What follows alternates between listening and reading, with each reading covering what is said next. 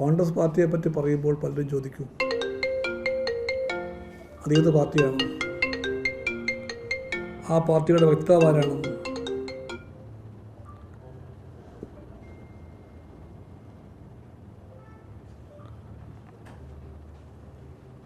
അതിൻ്റെ യഥാർത്ഥമായ ശബ്ദം ഏതാണെന്ന് ചോദിക്കും ആൾക്കാർ. കേരളത്തിൽ അങ്ങനെ ഒരു ശബ്ദത്തിൻ്റെ ഉടമകളായിട്ട് 4 പേരുണ്ട് മിനിമം. 5 അല്ലെങ്കിൽ 4 എന്തായാലും ഉണ്ട്. 4 മുഖമുള്ള കോൺഗ്രസ്സാണ് ഇവിടുത്തെ. ഒരേ വിഷയത്തിൽ ഏറ്റവും ചുരുങ്ങിയത് ആ പാർട്ടിക്ക് 4 അഭിപ്രായമുണ്ട്.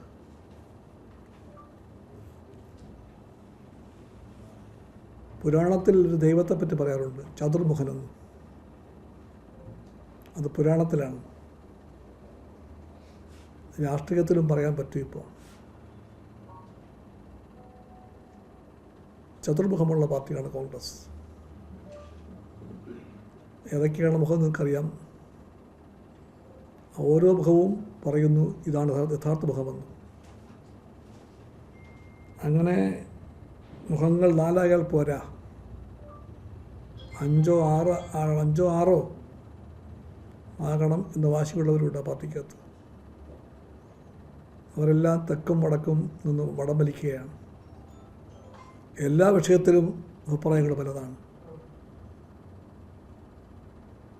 അപകീർത്തിയുടെ പാതാളം വരെ താണുപോയ ഈ MLA കോൺഗ്രസ് പാർട്ടി എങ്ങനെ വേണം ഡീല് ചെയ്യാൻ എന്നതിനെ പറ്റിയുള്ള കാര്യത്തിലും ആ പാർട്ടിക്ക് അഭിപ്രായങ്ങൾ പലതുണ്ട്. അതുകൊണ്ട് ഞാൻ പറഞ്ഞതാണ്, ആ പാർട്ടി എളുപ്പത്തിൽ അങ്ങനെ പറയാൻ വഴിയില്ല, തീരുമാനിക്കാൻ പ്രയാസമായിരിക്കും അതിന്. അതാ പാർട്ടിയുടെ കാര്യം. ജനങ്ങൾക്ക് അത്ര ഉത്കണ്ഠകളൊന്നുമില്ല. അവർ തീരുമാനിച്ചിട്ടുണ്ട്. ആ തീരുമാനം പ്രതിഫലിക്കുമ്പോൾ പാലക്കാട് മുനിസിപ്പാലിറ്റിയിൽ പോലും മുമ്പുള്ള ഏത് കാലത്തേക്കാളും മെച്ചപ്പെട്ട ഫലമായിരിക്കും LDF നേടാൻ പോകുന്നത്. ഇത് ജില്ലയിലാകെ ഉണ്ടാകും, സംസ്ഥാനം മുഴുവനുണ്ടാകും. ഈ രാഷ്ട്രീയ അന്തരീക്ഷത്തെപ്പറ്റി തികഞ്ഞ ബോധ്യമുണ്ട് ഉള്ളിൻ്റെ ഉള്ളിൽ കോൺഗ്രസിനും BJPക്കും. അതുകൊണ്ടാണ് BJPയും കോൺഗ്രസും എന്നും ചെയ്യുന്ന പോലെ തന്നെ ഒളിഞ്ഞും തെളിഞ്ഞുമുള്ള ബന്ധങ്ങൾക്കായുള്ള ഓരോ പഴുതുമാരായുന്നത്. അത് സജീവമായിട്ട് നടക്കുന്നുണ്ട്. ഞാനത് പലവട്ടം പറഞ്ഞ കാര്യമാണ്. കോൺഗ്രസിൻ്റെ ഒരു കൈ വെൽഫെയർ പാർട്ടി മുഖേന ന്യൂനപക്ഷ വർഗീയ ഭാഗത്തിൻ്റെ തോളിലാണ്. രണ്ടാമത്തെ കൈകൊണ്ട് കോൺഗ്രസ് തേടുന്ന തോൾ ഏതാണ്? ആ തോള് പഴയ തോളാണ്. അത് ഭൂരിപക്ഷ വർഗീയതയുടെ രാഷ്ട്രീയ മുഖമായ BJPയുടെ തോളാണ്.